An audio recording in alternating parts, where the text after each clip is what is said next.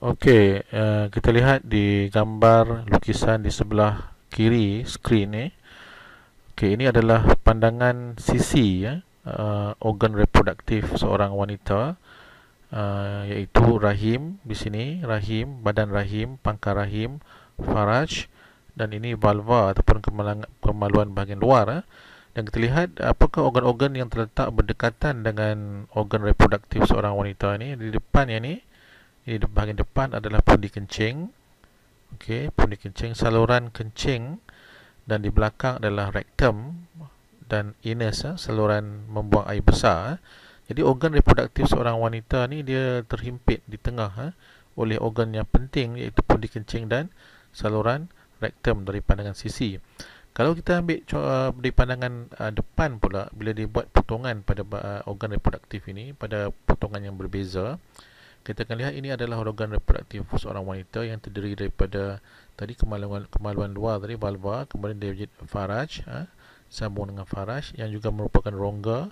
Kemudian rahim terdiri daripada dua bahagian, iaitu pangkal rahim di sini dan juga badan rahim, uterine body yang kita panggil. Dan di dalam sistem organ reproduktif wanita ini terdapat rongga. Daripada faraj ini ada rongga pangkal rahim ataupun endocervical canal yang menyambung dengan rongga rahim ataupun uterine cavity, dan rongga rahim ini pula bersambung dengan rongga saluran fallopian.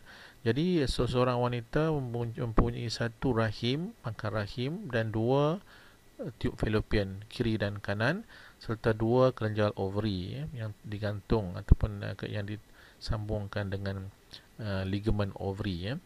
Dan kita lihat bahawa berlaku ada persambungan di antara rongga faraj, pangkal rahim, rongga rahim dan saluran fallopian.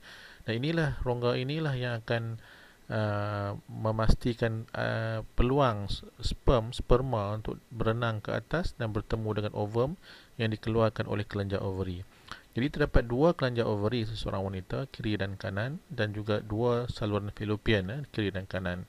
Apabila berlaku persetubuhan, sperma akan memasuki rongga faraj, masuk ke rongga pangkal rahim, kemudian masuk ke rongga rahim dan seterusnya pergi ke tiub fallopian. Dan di sini dia akan bertemu dengan ovum yang dilepaskan oleh kelenjar ovary ini untuk melakukan proses persenyawaan. Okey.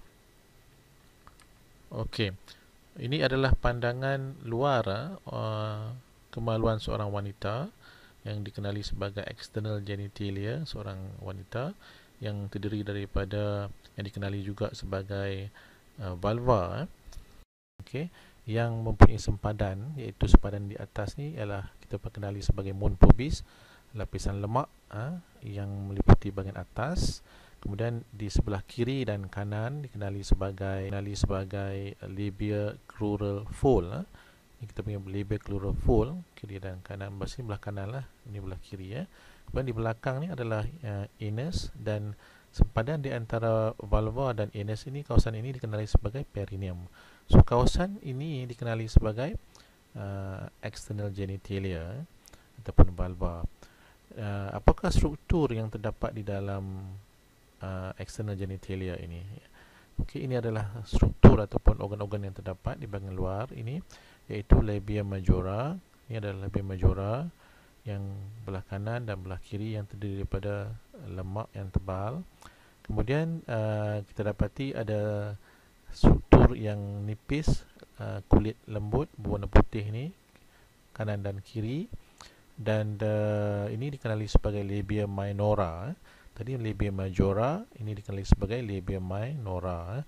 Dan ruangan di antara labia minora ini di dalam ini dikenali sebagai vestibule. Dan kita lihat di atas labia minora ini adalah struktur sensitif yang kecil dikenali sebagai klitoris ataupun biji kelentik. Kemudian kita lihat di sini adalah bukaan saluran uretra yang bersambung dengan pundi kencing, dan ini adalah bukaan faraj ataupun vagina. Okey, dan ini adalah anus yang bersambung dengan rektum, saluran berak. Dan kita lihat di sini di keliling bukaan luar faraj ini terdapat selaput yang putih ini dikenali sebagai hymen ataupun selaput darah lah bahasa Melayu kita. Jadi kita lihat daripada luar ni, kita dapati organ reproduktif seorang wanita ni terhimpit di tengah, di depan ni pundi kencing, dan saluran kencing, di belakangnya saluran berak dan perineum. Okey, ini pandangan luar yang kita panggil external genitalia. Terusnya, ini adalah gambaran sebenar apabila kita melakukan pembedahan dan kita membuka perut seseorang, bahkan pelvis ini.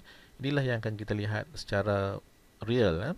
So, kalau kita lihat daripada atas, di depan ni pundi kencing, bahkan ini adalah rahim, badan rahim yang mempunyai saluran fallopian tube kiri dan kanan. Ini fallopian tube belah kanan, ini fallopian tube belah kiri. Dan kita lihat kelenjar ovary di sini, ini kelenjar ovary. Yang ini adalah rektum di bahagian belakang. So, depan ada pundi kencing, di tengah ni ada rahim, dua saluran fallopian, dua kelenjar ovary dan rektum di bahagian belakang.